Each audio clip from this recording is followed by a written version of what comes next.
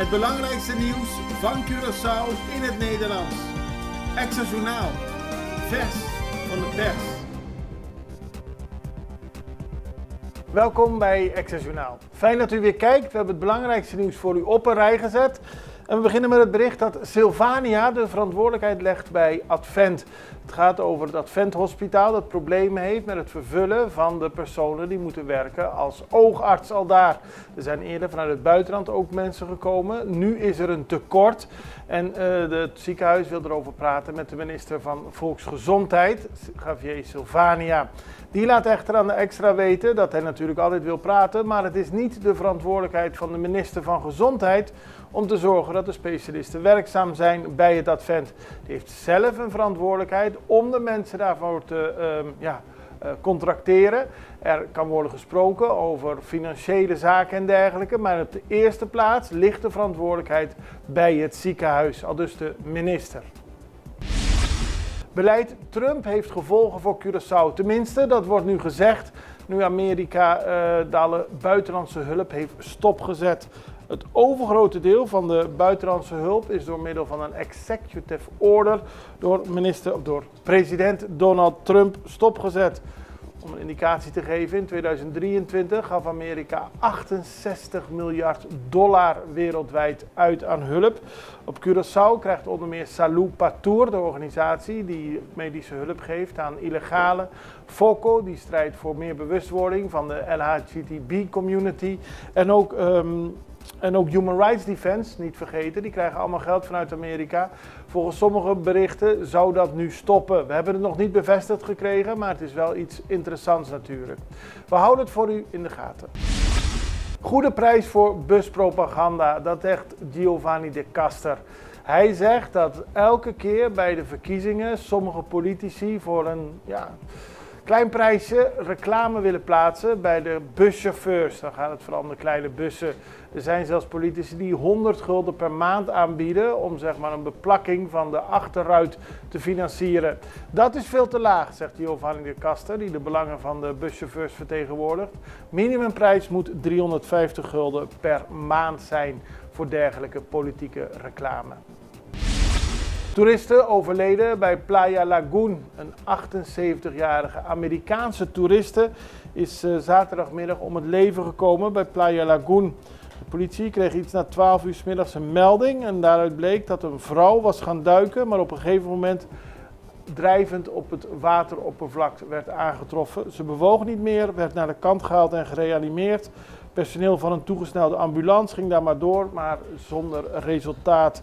Helaas, de vrouw overleed ter plekke. Het is een 78-jarige Amerikaanse met de naam Sarah Helene Bornheim. Ze was op vakantie op Curaçao. Weer negatieve cijfers over koraal. Er vond een bijeenkomst plaats bij Landhuis Francia in Mahai, een happy hour coral, waarbij werd stilgestaan bij de belangrijke ontwikkelingen van het koraal. Nou, daar is weinig positiefs in te zien. Het aantal koraal op de riffen wereldwijd en ook in onze omgeving blijft afnemen. Er is sprake van nog maar 14% van de riffen dat die koraal hebben, terwijl het in 1980 70% was. Daar moet werk aan gemaakt worden. En er was een vertegenwoordiger van de minister van Gezondheid, Natuur en Milieu, Javier Sylvania, was aanwezig. En dat is John de Lanoy, die daarover onder meer met de aanwezigen sprak. Veel interesse voor cruises Corendon. Ja, het is een lange tijd geleden dat mensen op Curaçao konden opstappen om een cruise te maken. Corendon is in dat gat gesprongen en biedt 10 cruise vakanties aan. Daar moet je wel voor betalen natuurlijk, maar er zijn 10 mogelijkheden van november tot en met februari volgend jaar. En daar is heel veel interesse voor, meer dan 1000 reserveringen en dat is toch opmerkelijk. Mensen op Curaçao die graag een cruise willen maken en dat gewoon vooral vanaf Curaçao willen doen. Dan de douanedag 2025, die vond afgelopen zondag plaats. Dat was het eind van de douaneweek, waren vertegenwoordigers uit onder meer Suriname, Aruba, Bonaire en Nederland aanwezig. Zondag was er een dienst in de kathedraal bij Pieter Maai en het was vooral een bijeenkomst waarbij verschillende douaniers elkaar ontmoeten, waarbij gesproken werd over het werk en waarbij werd stilgestaan over het belang van de douane. We gaan even over naar een break. We zijn zo bij u terug. Extra in Nederland. Van Amsterdam tot Arnhem, van Groningen tot Maastricht, Extra is erbij. Volg Extra Digitaal en blijf op de hoogte van de belangrijkste ontwikkelingen in Nederland. Extra Digitaal is te zien op verschillende platforms en kanalen zoals WhatsApp, YouTube, Facebook, Instagram en ook TikTok. Wilt u ons op de hoogte brengen van een evenement of iets doorgeven? Neem contact op via WhatsApp, e-mail, Facebook of bel gewoon 06 1364 2945. Volg of abonneer je op Extra Digitaal. Klik aan en volg ons.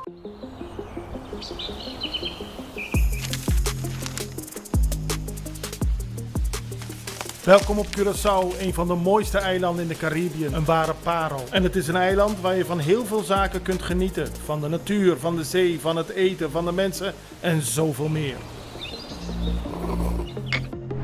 Curaçao is een eiland waar heel veel gebeurt op het gebied van politiek, cultuur, sport en zoveel meer. En Extra Journaal brengt het belangrijkste nieuws van Curaçao. Maar we hebben ook aandacht voor al het nieuws op Bonaire en Aruba en op de bovenwinden, Saba, Sint Maarten en Sint Eustatius. En we belichten al het nieuws van alle kanten. Het nieuws is duidelijk, actueel en vers van de pers. Extra Journaal, elke werkdag op Salto.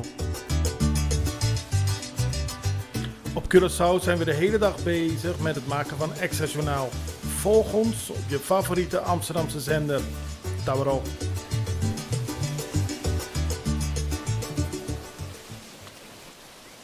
De Ride for the Roses. Het was weer een groot succes.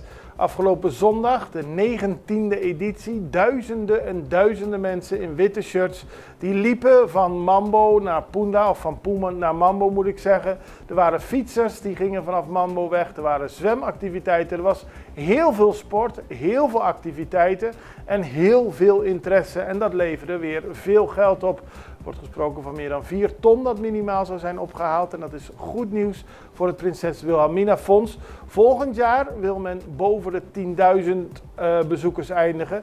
Want interesse blijft groot voor dit mooie evenement. Op de beelden ziet u verschillende plaatsen waar gelopen en gesport werd. Dan Lucho Jansen, die wint Tumba Juvenil 2025. Jeugd Tumba Juvenil. Het is weer begonnen. Jongeren mochten meedoen met het zingen en dat vond plaats bij Capital C bij Hato. Loichaiden Lucho Jansen, die heeft gewonnen met Effecto di Jojo. En opmerkelijk was dat behalve de minister van Onderwijs, Citré van Heijdorn, ook de nieuwe minister van SOAW, Dayanara Chinalin Roosendaal, aanwezig was bij het uitreiken van de prijs. Vrijdag is ze beëdigd. Zaterdag was ze meteen actief bij het Tumba Festival. En daarover gesproken, het grote Tumba Festival, dat wordt voor de 53ste keer gehouden. En dat vindt dit jaar plaats tussen 3 en 7 februari. Gisteren waren de inschrijvingen, u kon het allemaal zien op de sociale media van Extra.